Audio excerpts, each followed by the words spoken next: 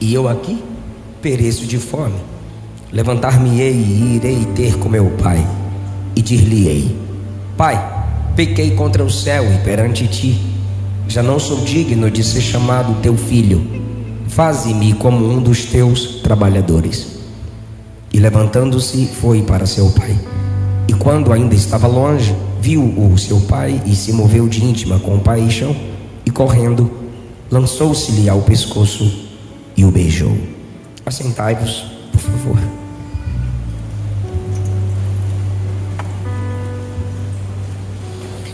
Eu quero expressar a minha alegria por estar com vocês pela primeira vez, conhecer pessoalmente pastor Cleito, pastora Marcelo. Meu muito obrigado pela oportunidade que através do nosso amigo João Antônio me foi dada para estarmos juntos na transmissão da palavra de Deus. Meu desejo é que Jesus continue confirmando o vosso ministério, fazendo-os crescer cada vez mais, guardar a vossa família e esse povo que Jesus os tem confiado. Eu tenho certeza que este rebanho crescerá cada vez mais. Depois da minha pregação, alguns livros estarão disponíveis onde a equipe da igreja e a liderança determinar. Eu tenho uma introdução bíblica de todos os livros da Bíblia. Quem escreveu, onde escreveu, por que escreveu, sobre quem escreveu, quais textos e personagens principais de cada livro da Bíblia, do Gênesis ao Apocalipse, em 52 semanas. Eu te ajudo a ter uma compreensão dos contextos de todos os livros da Bíblia. Eu estou lançando um último livro que lancei. Misericórdia, lançando o último livro que lancei. Eu tenho aqui o último livro que lancei. Hoje eu participei de um debate de 3 horas sobre, vou falar não, que é polêmica. Está lá no YouTube, a mente está cansada. Princípios da liderança de Josué. Descubra porque você foi escolhido para esse tempo. Nesse livro eu mostro a diferença entre liderança de Moisés e Josué. Algumas pessoas dizem: não se fazem mais pastores como antigamente. É porque os pastores de antigamente foram feitos para antigamente. Os pastores de hoje foram feitos para hoje. Isso aqui eu quero presentear o pastor. A sua mão vem cá, mas a minha não vai lá. Então não dá. Eu estou lançando uma coleção baseada no Antigo Testamento, intitulada Deus Fala. Levítico está para sair, é o João que cuida dos meus livros na editora. E eu tenho aqui Deus Fala em Gênesis e Deus Fala em Êxodo. São todos os capítulos comentados e explicados com tema, introdução, comentários, tópicos e conclusão. E em todas as conclusões do Gênesis e do Êxodo apontando para Cristo, porque é o Novo Testamento que interpreta o Antigo. E tem o livro da minha esposa, é missionária, pregadora, compositora e escritora, e não é feminista, graças a Deus, é só crentinha do Espírito Santo. Ela lançou um livro, Entre Elas e Deus. Eu perguntei por que esse título, ela falou que é para ninguém se intrometer. Entre Elas e Deus. Também estarão disponíveis no site. Cada livro custa entre 70 a 80 reais. Os venderei cada livro a 50 reais. Por favor, passa lá na banca da misericórdia e nos ajuda. Obrigado pelo carinho, varão. Queridos, eu fiquei 5 a 6 anos, não me lembro bem, sem pregar numa igreja que amo por demais. Uma igreja que para mim é referência, liderança, som, a atenção das pessoas, a leveza para a ministração. Quase 6 anos sem pregar nessa igreja. E eu disse: o que eu fiz? Alguma coisa eu fiz. E a minha esposa disse: com certeza eu sei o que foi. E eu dizia: mas eu não sei o que eu fiz. Aí, quando eu ia completar 5 anos, uma extensão dessa igreja, o que na Assembleia de Deus chama de congregação, me agendou. E eu falei: opa, eu acho que a porta vai abrir de novo. E fui pregar lá. Quando eu acabei de pregar, estou esperando o pastor falar comigo por que eu não voltava mais naquela igreja, e nada do pastor falar. Eu cheguei e perguntei: o que aconteceu que vocês nunca mais me convidaram para pregar? Ele disse: você sabe. Eu falei: eu não sei. Ele disse: faz o seguinte, pede perdão. Aí eu falei: pelo quê? Ele disse: o tema que você pregou, a mensagem que você pregou. Eu falei: se eu pedir perdão eu volto? Ele disse: óbvio, a porta fica aberta. Eu disse: vou nada, não tem como eu pedir perdão. Ele disse: isso é... Aí começou a me dar um sermão sobre soberba e humildade. Eu escutei o seu sermão. Quando ele acabou de falar, eu disse: eu não posso pedir perdão por aquilo que eu não estou disposto a mudar. Se eu não vou mudar a mensagem, por que eu vou pedir perdão? E a partir dali eu fiquei refletindo naquela resposta. Você já participou de algum debate ou discussão que você teve a experiência que eu tenho? A primeira é: eu poderia ter falado isso, mas na hora eu não falei. Ou quantas vezes você já disse assim: rapaz, de onde veio aquilo? Quando eu estava saindo, eu disse: rapaz, que resposta boa eu dei para o pastor. Eu não vou pedir perdão, porque eu não vou mudar a mensagem. Aí eu comecei a refletir que nós temos brincado por demais com a palavra desculpa. Parecemos crianças de pupa, mas a gente não é criança. A criança irá sempre pedir desculpa ao perceber que está sendo confrontada depois de errar, porque ela está amadurecendo. Mas nós, adultos, cientes do que a Bíblia fala sobre pecado e arrependimento, ficamos toda a ceia pedindo perdão para Deus. Luteranos ficam sempre pedindo perdão, e outros cada culto e pede perdão. E às vezes nós estamos nos comportando como hipócritas, porque estamos fingindo arrependimento e não estamos arrependidos. Pedimos desculpa para nossa esposa, para o seu marido, aos seus filhos ou aos pais. E para que pedir desculpa? É só por educação? Se você pede desculpas por educação, sem nenhuma disposição para mudar, você é só um hipócrita educado. A pessoa tem que entender que o pedido de perdão é uma demonstração pública, audível, falada, de que chegou o tempo da mudança, de que você não quer mais viver da mesma forma. É isso que esse texto vai nos ensinar. Jesus está pregando a um público misto. O versículo 1 diz que ali haviam publicanos. Os publicanos eram aqueles que, quando Roma dominou Israel, Roma selecionou algumas pessoas da própria nação para cobrar impostos. Então, um judeu cobrando o imposto do outro judeu, para quem? Para Roma. E por que eles são chamados de publicanos? Porque eles faziam isso publicamente. Então eles eram odiados pela sociedade israelita. O segundo público são os pecadores. Os pecadores são aqueles que explicitamente viviam na prática do pecado. Só que tem um terceiro, versículo 2: fariseus e escribas. Os fariseus eram os conservadores que se gloriavam cerimonialmente de sua aparência. Eram separatistas, separados de tudo e todos, responsáveis por preservar o conservadorismo judaico, lutando contra o desenvolvimento helenístico. E esses homens se orgulhavam e se sentiam mais santos do que os outros. Só que tem um quarto grupo, os escribas.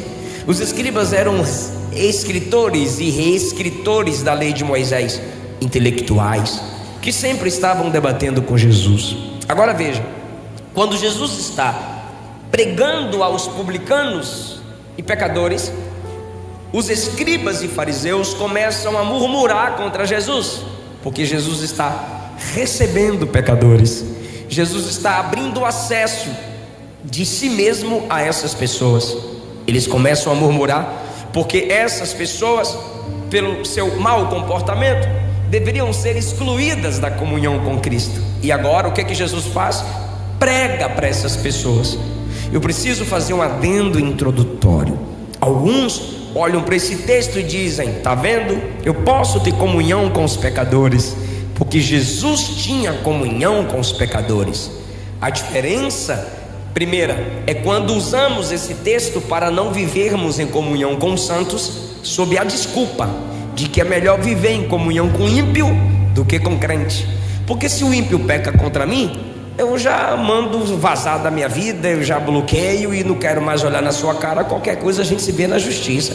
Agora o crente, A gente briga hoje, na próxima ceia, a gente está aqui olhando um para a cara do outro e pedindo perdão e dizendo para Jesus purificar nós e receber o nosso culto, o irmão em Cristo. No próximo culto a gente tem que se perdoar, porque Jesus disse que quando for ofertar, deixa a tua oferta no altar, vai até teu irmão, se reconcilia com ele, depois volta e entrega o seu culto. Então, com o ímpio teve problema, vaza. Com o irmão em Cristo tem um processo que está lá em Mateus 18. Esse texto não está dizendo que você tem que ter comunhão com o ímpio. Esse texto está dizendo que se você tem paz com ímpio, se você tem contato com mundanos, você precisa pregar-lhes o arrependimento. Jesus dava acesso aos pecadores, mas sempre que estava diante de pecadores, o que ele fazia? Lhes pregava o arrependimento. Para que comunhão com ímpio, se não é para pregar? Paz com todos, comunhão é só com quem nasceu de novo e participa da mesa do Senhor. Jesus está pregando para um público que tem publicanos e pecadores. E o que ele vai pregar? Arrependimento. Aí quando fariseus, escribas reclamam porque Jesus está pregando para o público ímpio, Jesus diz: vou contar uma parábola e vou dividir em 3 partes para facilitar a compreensão. Parábola é colocar lado a lado, comparar. Então coloquem lado a lado o que eu vou falar com o que vocês estão falando. Essa é a proposta de Jesus para aquele público. Aí ele diz assim: quem dentre vós, ele já está chamando a atenção do público, quem dentre vós, tendo 100 ovelhas, se perder uma, não deixa as 99 no deserto e vai em busca da única que se perdeu, e quando acha, coloca sobre seus ombros, cheio de alegria, e chegando em casa, convoca amigos e vizinhos e diz: alegrai-vos comigo, porque achei a minha ovelha perdida. Agora você imagina no público, um olhando para o outro dizendo: é verdade, se eu tiver 100 ovelhas e perder uma, rapaz, eu vou atrás mesmo, e eu fico feliz. Só que Jesus, um exímio pregador, sabe que ali tem mulheres, e ai do pregador que perde o público feminino. E Jesus vai agora conquistar o público feminino. Ele diz: qual mulher que tendo 10 dracmas, se perder uma, a moeda que às vezes servia de enfeite para o dia do casamento, se perder uma, ela não vai à casa, não muda os móveis de lugar, acende a candeia e procura a moeda até achar. E quando acha, ela fica feliz, chama as amigas e as vizinhas. É bom fazer essa diferenciação, né, irmão? O que é vizinha de amiga? Ela chama vizinhas, ela chama amigas e diz: alegrai-vos comigo, porque eu achei a minha dracma perdida. Agora Jesus conclui, versículo 10: assim vos digo, há alegria diante dos anjos de Deus por um pecador que se arrepende. Aleluia. Jesus estava dizendo: está cheio de pecador aqui, eu estou pregando o evangelho para eles, mas se eles se arrependerem, eu vou ficar muito feliz. Até agora Jesus é o pastor, até agora Jesus é como aquela mulher que busca a dracma e se alegra quando a encontra. Só que agora Jesus vai contar uma história que vai mostrar quem são eles, os religiosos. Quem são os pecadores e publicanos? A moeda, a ovelha e o filho pródigo que saiu de casa. Se você já leu a parábola toda, o filho mais velho que fica com raiva quando o filho pródigo volta são os religiosos. Gente que não se alegra quando Jesus salva, gente que não se importa com os novos convertidos. Quantas igrejas eu já preguei e eu disse isso em algum lugar e já divulgaram esse corte, mas talvez você não tenha visto. Quantas igrejas nós pregamos e as pessoas se entregam a Cristo, mas quando acaba o culto, cada um tem seu grupinho da pizzaria, da churrascaria, do cinema, não sei para onde. E a pessoa que acabou de aceitar Jesus vai ter que terminar o namoro, porque não pode viver mais na prostituição. Algumas pessoas que acabaram de aceitar Jesus vão ter que abrir mão de certos empregos, porque precisa mentir e muito para vender. E agora o evangelho da verdade entrou na alma dela. Algumas pessoas que se entregaram para Jesus, os pais as colocarão para fora. Eu disse isso num podcast, o camarada assustou. No Brasil, eu disse sim, no Brasil. O camarada aceitou Jesus, chegou em casa, os pais muçulmanos o colocaram para fora. Em outro lugar, os pais católicos colocaram a menina para fora. Por quê? Porque acabou de aceitar Jesus. Só que a pessoa vem à frente, aceita Jesus, e quase poucos dentre nós se importa com aquela pessoa que acabou de entregar a vida para Jesus. Cadê o nome? Cadê o contato? A igreja deve ter uma equipe para isso. Irmão, quem gera ovelha é ovelha. Se o Espírito de Deus está na sua vida, você se importa com cada alma que Jesus vai salvando e fazendo a casa crescer. Olha que coisa maravilhosa agora. Jesus vai dizer uma terceira parábola. Vai colocar diante deles uma história para que eles possam comparar o que Jesus está fazendo. E agora que eu vou entrar na nossa pregação. Ele diz: um homem tinha 2 filhos. O mais novo disse: pai, me dá o que é meu. Por que, meu filho? Eu quero ir para longe. O pai disse: então tá bom, tá aqui o que é seu. Passado alguns dias, ele juntou tudo que lhe pertencia. O pai está vivo, mas ele quer uma herança. A herança é dividida após morte paterna, mas ele quer a herança enquanto vivo o pai está, porque o que importa para ele é a herança e não a comunhão com o pai. Ele pede para sair e o pai diz: tá bom, tá aqui a sua porção. Ele sai e o texto diz: ele começou a viver dissolutamente e desperdiçou tudo. Tudo que o homem demonstra, apesar dos filtros que usa, tem uns machos usando, blanche, tudo que os caras postam, eles e elas, longe de Deus, parece que está crescendo na vida, arrebentando com tudo, subindo nas escadas do sucesso. Qualquer coisa que você faça e se desenvolva longe de Deus é desperdício.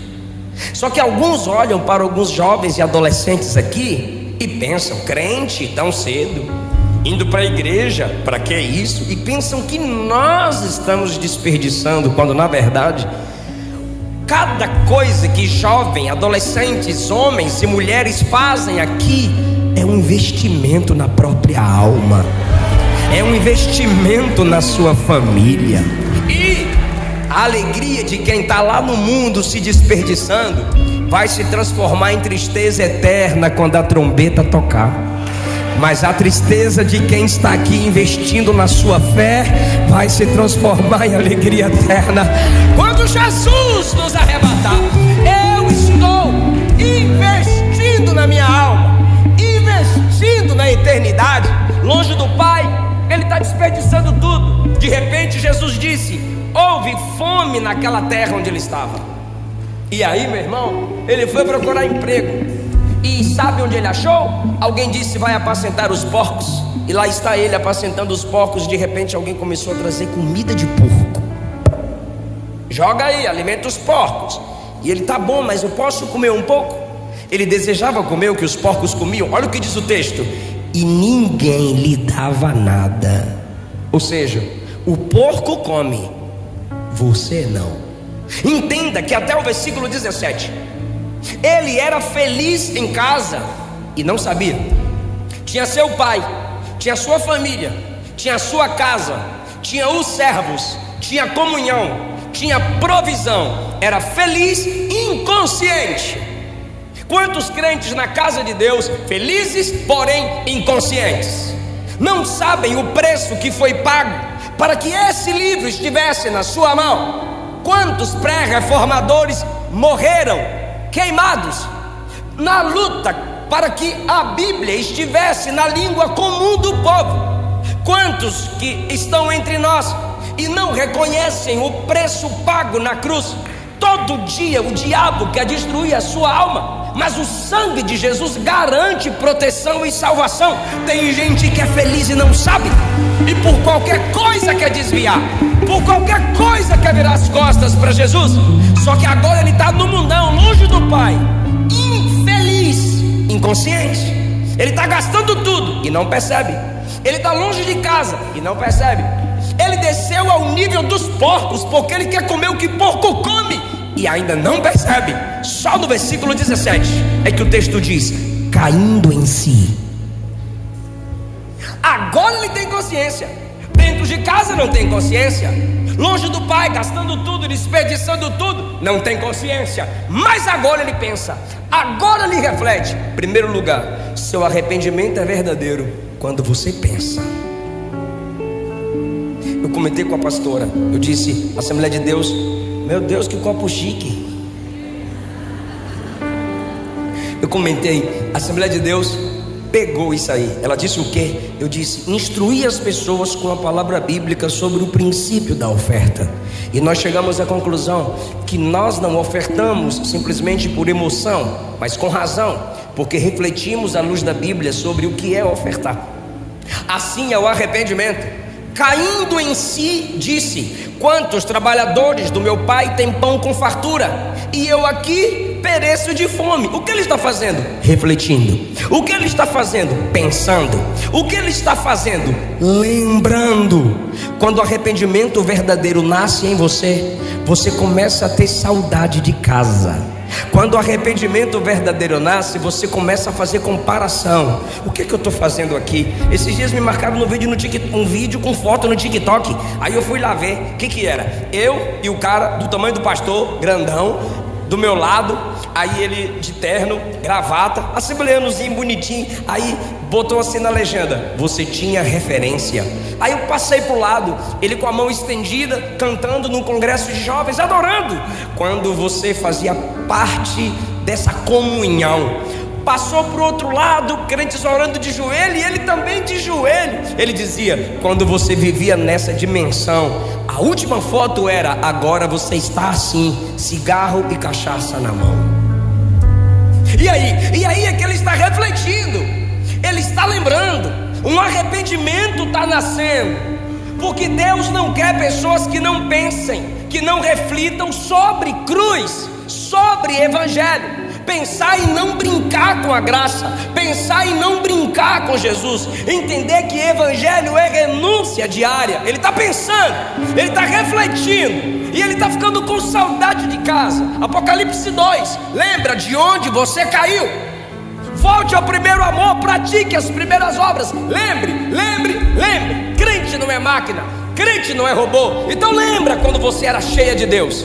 Lembra quando você era cheio de Deus. Lembra, você orava, você chorava nas canções, você chorava com a Bíblia. Hoje tem 3 meses que você perdeu o seu óculos, e quando acha está na Bíblia, porque tem 3 meses que você não abre Bíblia. Lembra, pensa, reflita. Lembra de onde você caiu, qual era o seu nível, qual é o seu nível hoje. O verdadeiro arrependimento gera reflexão. Pensa quem é você, pensa quem você deveria ser, a caminho de onde você estava e como você parou, como você retrocedeu. Esse mundo de telas, esse mundo que não te deixa focar, fica te enchendo de tanta informação, e você confunde informação com conhecimento. Você está entendendo que o feed não tem fim, os rios curtos não te deixam aprofundar em nada, e você não consegue olhar para dentro, só olha para a vida dos outros, só olha para fora, só olha externamente. Mas quem se arrependeu cai para dentro. Quem era eu? Quem era eu? E onde eu estou agora? O mundo vai dizer para você, tá tudo bem. Você vai colocar a musiquinha, e o antropocentrismo, homem no centro, ego no centro, vai dizer, joga essa tristeza fora, você não pode ficar triste. Aí o Espírito Santo diz, não, é para ficar triste. É para ficar triste. Você pecou, você desonrou sua família, você desonrou seu chamado, você virou as costas para mim, você quebrou os princípios da palavra. É para ficar triste, porque a tristeza, segundo Deus, opera o arrependimento. Aleluia! Tem que deixar a alma ser ferida. Por isso que tem gente que diz, por que religião de crente é tão triste? Porque eu sei que eu cresci em comunhão. Quando eu entendo que o que alegra Jesus me alegra, e o que entristece Jesus me entristece. Enquanto você não sentir isso, não perceber isso, você não se arrependeu. Você é uma criança que pede desculpa, mas não sabe nem o que fez, não sabe nem o que errou. Primeiro, ele reflete, ele sente, ele cai em si. Segundo, ele projeta, levantar-me-ei. Gostei, vou repetir. Ele pensa, ele para, ele projeta, mas ele diz: eu não vou ficar aqui pensando, eu não vou ficar aqui sentindo, eu não vou ficar aqui caindo para dentro de mim. Eu vou me levantar, eu vou sair daqui, eu não vou continuar aqui. Esse é o segundo passo do verdadeiro arrependimento. Você não só pensa como caiu, você projeta se levantar. Você não simplesmente fica com saudade, você busca o endereço do caminho de volta. E o Espírito Santo está dizendo a alguém aqui: não importa para quão distante o pecado te levou, a cruz é a ponte que vai te trazer de volta. Vem, levantar-me-ei. Eu vou tomar uma atitude. Para de engrossar a fila dos meditativos. Saia do devaneio, venha para a ação. Você não é só o que pensa, você é o que faz. Levantar-me-ei, eu vou sair daqui. Imagine ele lá no chiqueiro: quantos trabalhadores do meu pai têm pão, eu aqui com fome. Eu estou com fome, e os trabalhadores do meu pai têm comida, e eu no chiqueiro. É gente que chora e não sai de onde está. Ah, pastor, mas pelo menos eu estou chorando. Tu quer um lenço? Do que adianta ele ficar chorando do chiqueiro? Do que adianta você na cama da prostituição chorando, com saudade da pureza? Lembra de 4x1? Ao tempo da inocência eu quero voltar. Lembra não? Ao tempo da pureza eu quero voltar. Eu sou antigo mesmo. Ninguém lembra dessa? Da simplicidade com o Pai, humildade com Deus, ser curado nada do que o mundo me fez. Ouvir a sua voz como... Eu vou tocar isso aí. Ouvir, guardar sua palavra com todo o meu ser. Ó Deus, tô com saudade de ti, saudade de... Agora você vai lembrar, quer ver? Vai lá, põe dó maior. Dó maior. Mas não tô ouvindo. Mas eu escolho Deus, eu escolho ser amigo de Deus, eu escolho Cristo todo dia. Já morri pra minha vida, agora eu vivo a vida de Deus. Agora, parou. Mas todo dia o pecado vem e me chama. Todo dia vem as tentações. todo dia e me chama. Todo dia propostas vêm. E me chama. Todo dia mais o quê? Todo dia o pecado vem. Para um pouquinho. Ele está lá no chiqueiro, ninguém lhe dava nada. Aí ele diz: levantar-me-ei, irei ter com o patrão. Patrão, o quê? Tá mal? O quê? Eu tô querendo comer bolota de porco e ninguém me dá. Melhor aí que nós fica.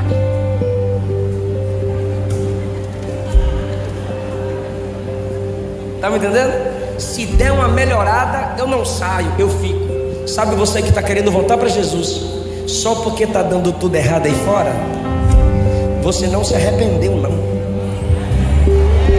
Porque o verdadeiro arrependimento é quando todas as portas estão abertas, mas você só quer uma porta. Eu sou a porta, e quem passar por mim salvar-se-á.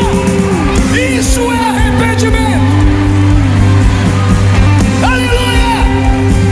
Ei, se você se arrependeu, você não vai ligar para amiga. Miga, eu recebi uma mensagem aqui e me tocou. Eu tô querendo voltar para a igreja. O que você me diz? Ele não foi atrás de amigo nenhum. Ele não foi atrás das piriguetes. Ele não foi atrás de quem gastou o dinheiro dele. Ele não foi atrás de ninguém. Ele não foi atrás de papa, de padre, de ninguém. Ele disse: eu vou pro Pai, eu vou pro meu Pai. Quem se arrependeu que é o Pai é Jesus.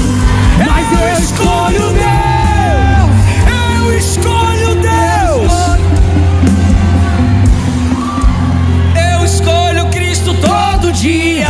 Já morri pra minha vida, agora eu vivo a vida Deus, mas eu escolho Deus. Eu escolho ser amigo de Deus. Eu escolho Cristo todo dia. Já morri pra minha vida e agora eu vivo a vida de Deus. Pensou e projetou em se levantar, ir atrás de quem? Do Pai. Pastor peca, pregador peca, cantor peca, todo mundo peca, mas o Pai é santo e te santifica. O Pai é santo e te purifica. O Pai é santo e te diz: o Salvador sou eu. Fica aí falando mal dos outros. Eu não vou pra igreja por quê? Ele poderia inventar outra desculpa. Ninguém veio buscar eu. Ele poderia dizer: meu pai tem tanto servo, não mandou ninguém vir aqui.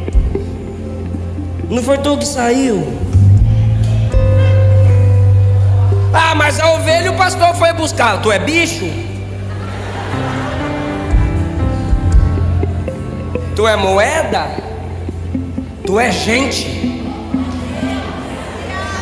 Você não vigiou, ninguém cai de vez. Você parou de orar, você quase virava desigrejado. Você parou de cantar, você parou de se firmar na palavra. Aí agora fica acusando a igreja. Ninguém veio buscar eu, ninguém mandou mensagem para mim. Igreja não é berçário, Jesus não é babá, você não é bebê. Se levanta de onde você está e volta para casa. Volta para casa.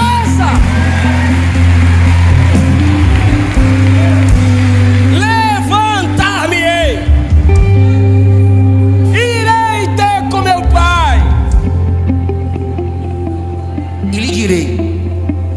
Primeiro, pensa. Segundo, projeta se levantar. Terceiro, fala. Quem se arrependeu, fala. Com humildade, mas fala. Você sabe que quando você está longe do Pai ou está na prática do pecado, fica muita coisa engasgada, guardada, enjaulada. Mas quem se arrependeu, fala com o Pai. Para a moto e chora pro Pai. Encosta o carro e chora pro Pai. Dá o intervalo do trabalho ou colégio ou faculdade, procura um cantinho e vai falar com o papai. Ele só salva quem ora. Use todas as suas forças, todas as suas energias e clame: Deus me salva, Deus me perdoa, Deus me lava. Esse não é meu lugar, essa não é minha posição. Não foi para isso que o Senhor me chamou. Me arranca daqui. Eu vou orar: Pai, eu pequei contra o céu, eu pequei contra ti. Eu não sou digno de ser chamado teu filho. Quem se arrependeu não tem soberba. Me dá uma raiva quando eu chamo as pessoas para ser. Eu sou baiano, irmão, e eu sinto as coisas assim de raiva. Se chama a pessoa para aceitar Jesus, aí a pessoa velha.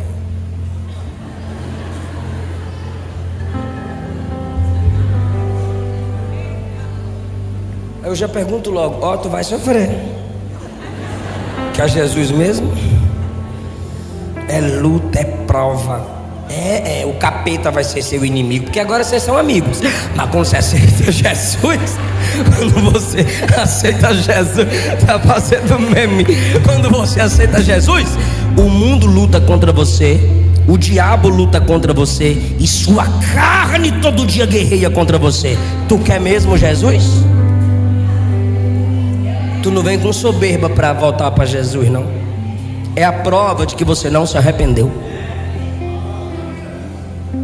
Como ele está com saudade de verdade, ele diz: Pai, eu vou me levantar e vou falar assim: Pai, pequei contra o céu, pequei contra ti. Já não. Ele está ensaiando. Imagina aquela coisa bonitinha. Vou falar assim com meu pai. Aí ele está voltando. Vou falar assim: Pai, pequei contra o céu. Ele está projetando, ele está ensaiando. Isso é bom. Mas até agora não tem festa no céu.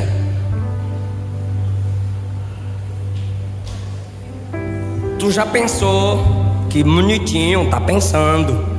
Tu já projetou levantar e já falou pra avó: A avó tá pregando, fica mandando link de pregador para tu. Seus colegas ficam mandando link de pregação. Tá, mano, eu vou votar. Um dia eu viro crente, fica em paz. Só pra avó calar a boca. Só pro maninho ou amigo ou amiga parar de mandar corte de pregação. Vou mudar, fica, não, um dia tu vai me ver cantar de novo. Aí você, na realidade, você não tá arrependido. Você só quer que o outro pare de ficar.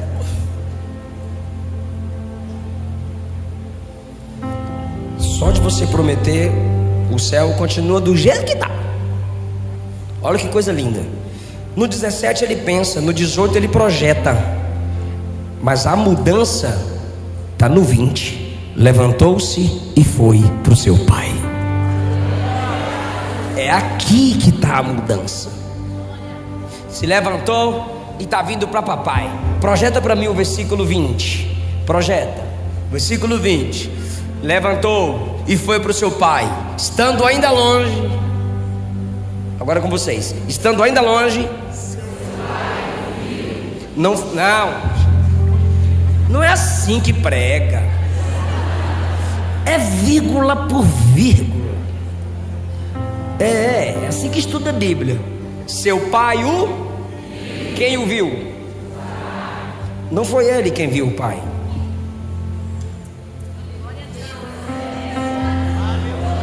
Foi o pai quem o viu. E não estava perto.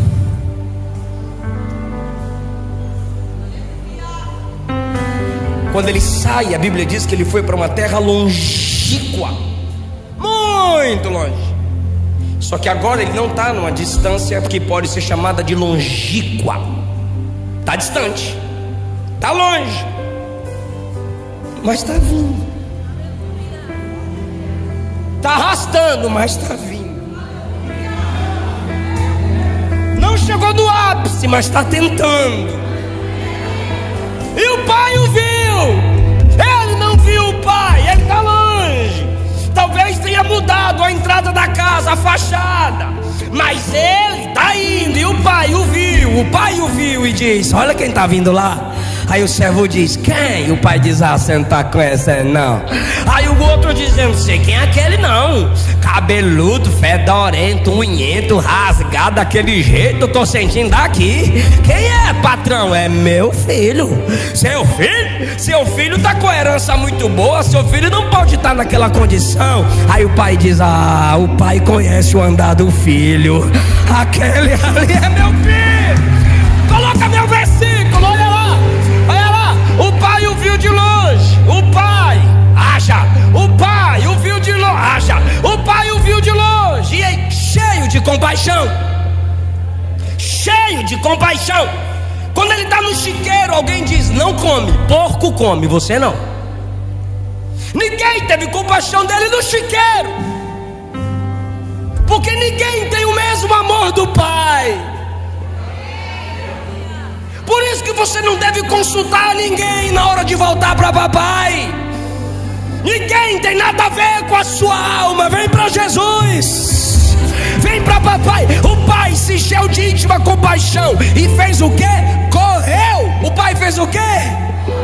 Ele tá vindo de boa, tô chegando. E o pai diz: negócio de tá chegando, eu vou aí. É nesse momento, irmão, que acontece salvação. O quê? Desejo do homem se encontrando com o desejo divino. Quem corre? O pai. Por quê? Porque ele tem mais desejo de ter intimidade contigo do que você pensa ter intimidade com ele. O desejo de Deus ser íntimo seu é bem maior do que o seu desejo de ser íntimo dele. E o pai corre, o pai corre, o pai corre. Isso é escandaloso na cultura que Jesus está ensinando, porque o homem não corria publicamente. Correr publicamente era coisa de criança. E o pai diz: por amor eu me faço bebê, por amor eu me faço criança, para sentir todas as suas fraquezas. Jesus não sabe de nossas fraquezas por teoria, ele viveu todas.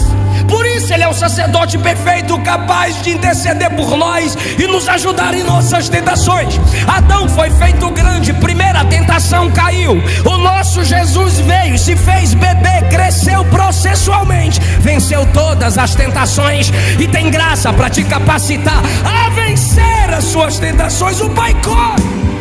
Quando o Pai corre, o Pai acelera o processo. O Pai corre, o abraça e beija. Meu filho voltou para casa. O Pai está beijando, mas lembra que ele tem uma oração. Ele tem que falar, porque ele está arrependido. Aí ele vai falar. Ele vai falar. Ele vai falar, repara. Repara, ele vai falar. Ele vai falar. Ele vai falar. Aí o filho lhe disse: pai. E o pai está aqui: pai, pequei contra o céu e contra ti. Eu não sou digno de ser chamado. Ele perdeu toda a soberba, porque na hora de sair ele disse: me dá o que é meu.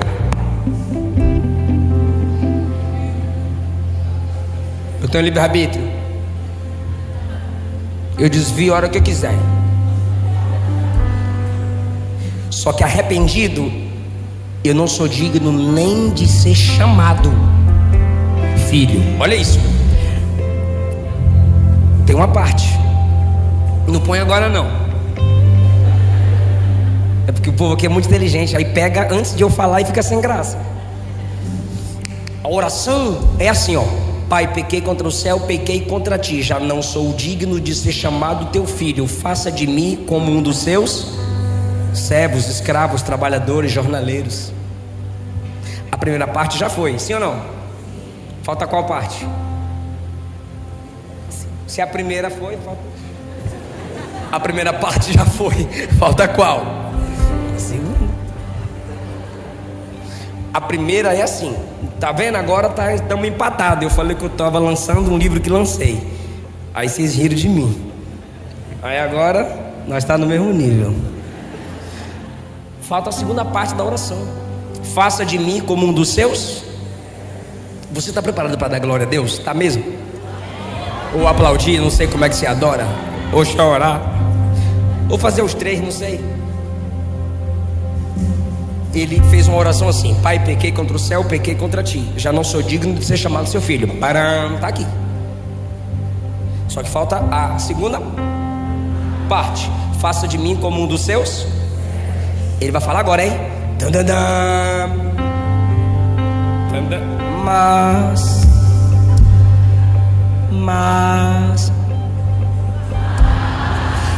esse mais é profundo. O mais é o pai interrompendo. O mais é o pai dizendo: chega.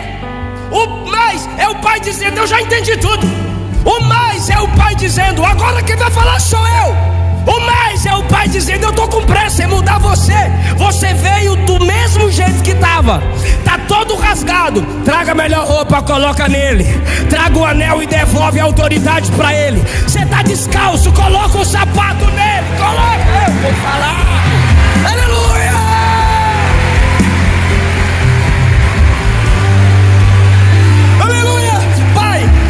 Mas tem uma parte da oração que eu tenho que terminar, pai. Cala a boca, menino. Próximo.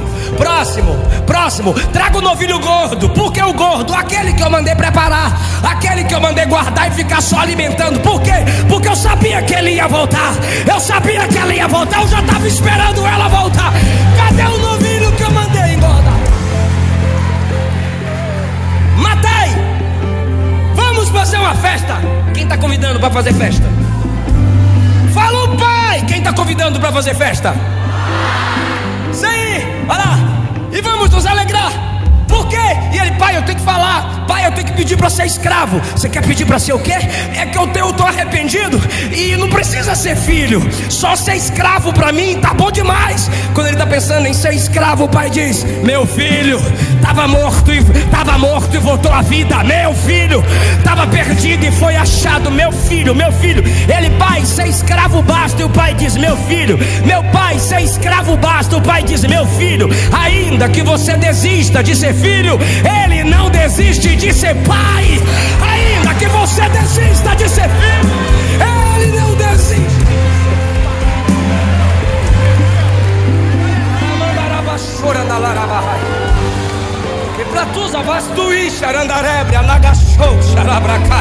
E o papai está dizendo aqui: você é meu filho, você é minha filha. Eu já sabia das suas quedas, eu já sabia das suas fraquezas. É meu filho, eu te visto. É minha filha, eu coloco anel no dedo. Servo serve descalço. E o pai disse: coloca a sandália, porque é filho, é de casa. Meu versículo. Enquanto isso, o filho mais velho chegou. Que barulheira é essa? O que está acontecendo?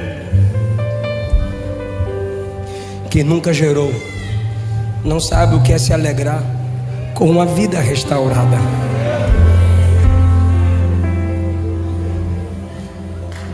Ele chegou, ouviu tudo que são os fariseus e os escribas. Essas pessoas que ficam dizendo: eu estou aqui fora, pelo menos eu não estou lá dentro. Esses crentes aí cheios de pecado, indo para a igreja. Eu vou ficar aqui na minha cachaça, eu fico aqui na minha gandaia. É bem melhor do que esses crentes cheios de pecado lá dentro. Não é não. Fraco aqui é melhor do que forte lá. Se arrastando aqui é melhor do que voando lá. Por quê, pastor? Porque aqui o sangue dele me purifica de todo pecado. Aqui aquele que em mim começou a boa obra há de completar até aquele dia. Eu vou ler, e a pergunta é retórica, então não precisa responder. Mas se quiser, responde. Qual homem dentre vós que tendo 100 ovelhas e uma se perde e não vai atrás dela? Eu vou. E quando encontra a ovelha, traz para casa. Eu trago. Chama os amigos para se alegrar. Eu sou assim. Então é o pastor que se alegra quando acha a ovelha, sim ou não? Fala assim, se é para falar. É o pastor que se alegra quando acha a ovelha, sim ou não? Sim. Com a mulher que tendo 10 dracmas perde uma, procura até achar, e quando encontra, se alegra e chama amigas e vizinhas para se alegrar com ela. Então é a mulher que achou a dracma que faz a festa, sim ou não? Sim.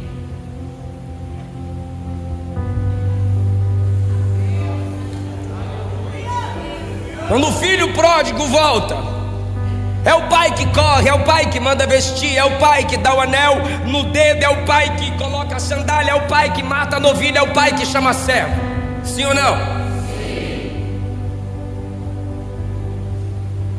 Aí eu te pergunto, por que você pensa que são os anjos que fazem festa? Se quem fez a festa foi o pastor. Se quem fez a festa foi a mulher que achou a dracma. Se quem fez a festa para vestir, colocar o anel no dedo e calçá-lo foi o pai, e matar o novilho é tudo o pai. Aí você evangeliza e diz assim: não, vem para Jesus que os anjos vão fazer festa. Os anjos? Não, pastor, mas está escrito que os anjos fazem festa. Os anjos? Assim vos digo, há alegria diante dos anjos.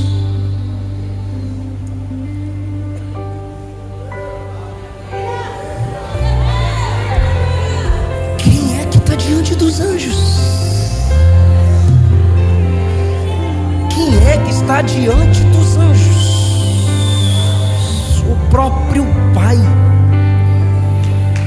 Você está entendendo o que aconteceu no céu no dia que você voltou para Ele? Você está entendendo o que você causou no próprio Pai? Num você chora, se arrepende.